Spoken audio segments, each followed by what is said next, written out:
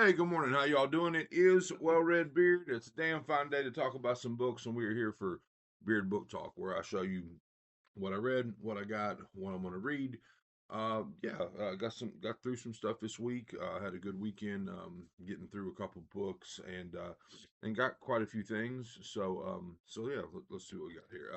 I finished up.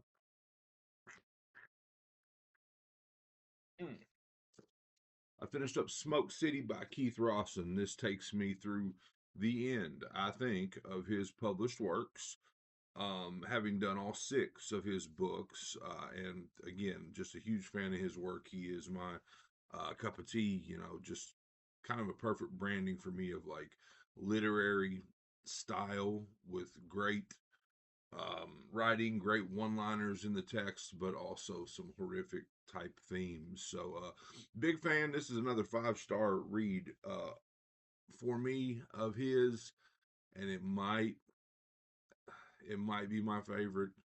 I don't know. I got to think about it. I read Mercy of the Tide, The Mercy of the Tide. It was my first read this year, and I really liked it too. I mean, but I think this might be my favorite. So, yeah, we'll be talking about this one real soon. I also read the fourth book in my Pulitzer Project, The Netanyahus by Joshua Cohen. Man, this was good. It was a bit of a slow start for me, but it's another one of those situations where like it's a book about shit that I probably wouldn't really care about, but I can't stop turning the pages. And when that happens, I'm like, oh, okay, so that's good writing, But I don't know. I still think it. I mean, again, I'm only done four. I still think it might be my least favorite of the four that I've done. It might be. I don't know. Like Demon Copperhead's still my favorite. And then behind that was Trust, and then this one and the Night Watch by Jane Ann Phillips is they're vying for third right now. So when I say it's last, I mean you know what I mean. But I think I gave it 3 stars, and it's not 3 stars. I mean, it might be three and a half. But yeah. So anyway, this is the Netanyahu's by Joshua Cohen, and as you see, I've already got a couple books that I need to review and talk about this week. And I also finished another Carlton Melick. Finished the Netanyahu's last night. I was like maybe 60 pages into this, and I finished this morning. But this is Glass Children by Carlton Melick. Again, it's my seventh maybe Melick read. I was loosely kind of going through a Melick read through. I had done 5 books, I think. I was close to kind of maybe giving up on that. Not because I really hated any of them. I just only liked them, right? Like I've always said, I've said that his stuff is like varying degrees of like 3 stars for me. But then I read Quicksand House, and I love that book. Like really, really liked that book. It was by far my favorite, and so I went out and grabbed a couple more, and this is one of the ones I grabbed, and it's the same. It's going to be like a some level of a 3 star read for me. I'm trying to really stay on top of where they fit together as far as which ones I like the best. But yeah, this is one thing I'll say about him though is his ideas are pretty cool. I mean, this is a it's a pretty cool original idea about a generation of children that are born made of glass because of the way we parent our children nowadays, but of course, it's got political and, undertones and things like that. But, yeah, I liked it, but I just liked it. You know what I mean? So we'll talk about this one later on this week too. I am still doing a Clash of Kings. It is my audio. I'm still working on this one. I am 648 pages into this roughly. So I'll probably be wrapping this one up this week. And I would say that I'll move on to something else audio wise. I'll probably take a brief break from the Seven Kingdoms before I go back into the third book. So um, my next novel, I think, again, I'm in this rotation of where I I pick a book and I do a Pulitzer book, and I pick a book and I do a Pulitzer book, and I pick a book and then do a Carlton Mellick and then do a Pulitzer book. So my next read, I think, is going to be Within These Walls by Ania Alborn. It'll be my third. It's thickish. I mean, it's pretty thick for an Ania Alborn book. Yeah, I think it'll be my third Ania Alborn read, and it's my last one that I own. So I need to go out and pick up a couple. I need to pick up Seed and maybe one other. But yeah, so this is what I'm going to be starting on this week.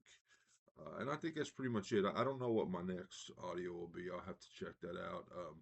I'm probably going to finish this week. I've been slowly working on this for a while.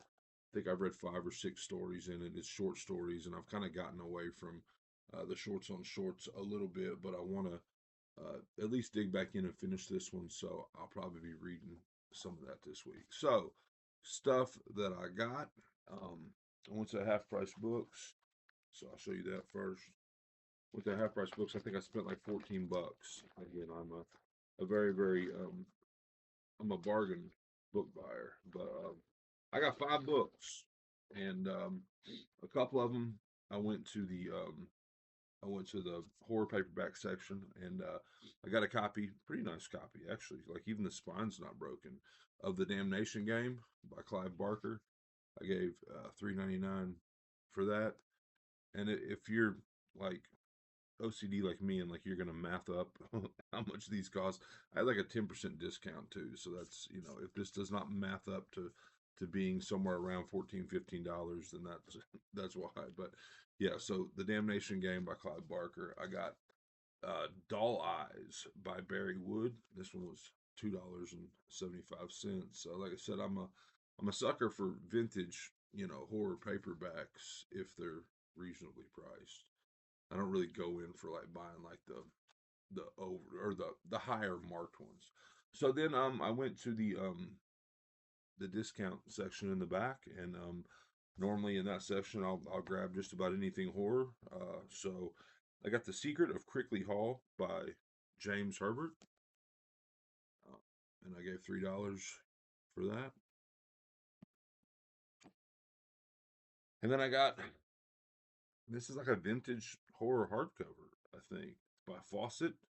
I got Buried Lives by Nancy Starr. Cool cover, and I gave $1.99 for that. I need to get these stickers off. And then I've been wanting to dig into Bukowski for a while, and they had a book back there, $3 for Notes of a Dirty Old Man by Charles Bukowski. A second here. I'm gonna increase my microphone volume. I used to do this before every time I shot one of these, and then I've been forgetting. So let me look at this real quick. Sound, and we go down. Yeah. Now, can you tell a difference on that? I don't know. It seems to have helped in the past, but anyway. So some stuff I picked up on eBay. Like I said, I've read all 6 Keith Rawson books. This was the very first one that I read, Road 7 by Keith Rawson. I did not have a copy. It's in pretty nice condition, except for the fact that it was a library copy, which again, I was not aware it was a library copy. That is the problem with buying cheap books on eBay, is they'll because I only buy it if it's like in very good condition. But in my opinion, a book can't be in very good condition and be a library copy. That's just kind of like, because I can't be the only one out there that doesn't want to get library copies when they're, again, shopping for something in very good condition. But anyway, so I picked that up. I've been reading Catriona Ward, and I read her first. I thought it was her first novel, Little Eve. I think I just talked about that like a week ago or so, and I thought I was done. I had done Needless Street, I had done Sundial, I had done Looking Glass Sound, and then Little Eve. But apparently there was a novel before Little Eve, and now I think I'm done when I finally read this one. But I picked up a copy of The Girl from Raw Blood by Catriona Ward. I got another Mellick, Why I Married a Clown Girl from the Dimension of Death. Probably my next Melick read. I don't know, probably won't be I don't know. I mean, like I said, I fit these in. Um, like the main reason I read these is like, so the other night, like, stayed up later than I wanted to watching movies, and I had just started the Netanyahu's, and I was only like 20 pages in, and I wasn't into it yet, and so I didn't want to take that to bed, so I took the Glass Children book to bed. That's kind of where I fit these in. But anyway, I picked that up. Movies. What was I going to say? Um, we watched The Substance with Demi Moore. The first hour and a half of that is pretty good. I mean, it's pretty pretty cool quality horror flick, and then at the end of it, it just shifts into this 1980s ridiculous. It's a gore fest, which I don't have a problem with gore, but just a ridiculous level of gore fest. Like leading up into that, the premise was cool. Um, I was enjoying it. To be honest with you, the body horror elements of it were a bit much for me. I mean, body horror is not really my genre of choice, but I can read it. But watching it was a bit different. I don't know that I've ever watched anything else that was on this particular level of body horror. So anyway, like the first part, but then it just, like I said, it turned into this weird, I mean, literal bloodbath. Anyway, so and then we watched. I can't often get my wife to watch horror with me, and she was into it. So we watched. I want to say it's called The Dead Don't Die, and somehow it slipped past me. It was like the opening film at the 2019 Cannes Movie Festival, but it had Bill Murray and Adam Driver and Chloe Sevigny and Tilda Swinton and just this uh, Selena Gomez, just this really really cool Austin Butler, the kid that played Elvis, just this really really cool cast. And of course, The Dead Don't Die. It was a song written by Sturgill Simpson. Sturgill Simpson's got a cameo in there, but his song plays like multiple times. But it was just dumb. It was a dumb movie with a cast like that, with a zombie theme. It was dumb. So anyway, so those are the two movies I watched this weekend. Something else I picked up on eBay. It will be my next Pulitzer. I think. I'm pretty sure. I have to go back and look, but I think this won the Pulitzer in 2021. That's where I'm at, having done 24, the two books that won in 23 and 22 now. The next one is The Night Watchman, which is odd because Night Watch by Jane Ann Phillips won in 2024.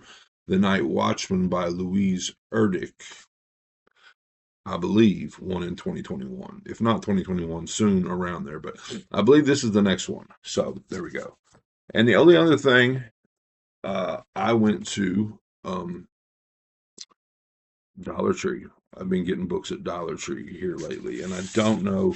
Again, it's a weird thing where I see a nice hardcover, that was at one point on the shelf for $27 for $1.25, and I buy a bunch of shit that I'm probably never going to read, but I don't know. So I got a book called A Mirror Mended by Alex E. Harrow. It's supposed to be a vivid, subversive, and feminist reimagining of Sleeping Beauty. So A Mirror Mended by Alex E. Harrow. I picked up Jack by Marilyn Robinson. Again, I will be reading Marilyn Robinson sometime later this year. I have not as of yet, but she won the Pulitzer with a book called Gilead. And so when I saw another book of an author that is on my list, I picked that up for $1.25. I picked up, I haven't heard anybody say they really liked this book, but it's Carrie Mora, by Thomas Harris, again, the author of The Silence of the Lambs. So, picked up a book called Haven by Emma Donahue. This feels kind of like a dystopian horror adjacent type thing. It's blurbed by Margaret Atwood. So, I grabbed that and then picked up Dog Park, a novel by Sophie Oxenen. I don't know.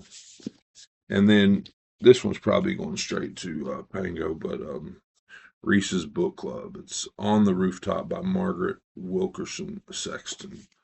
So, yeah, that's pretty much it. That's everything that I picked up, everything I read. Had a good week reading. Got some more good stuff coming with my third Ania Alborn read, and then eventually getting into my fifth Pulitzer book. And yeah, I appreciate you being here. Hope you liked it. I hope you're enjoying all your books, all of them, as much as I am. If not, you're reading the wrong damn books.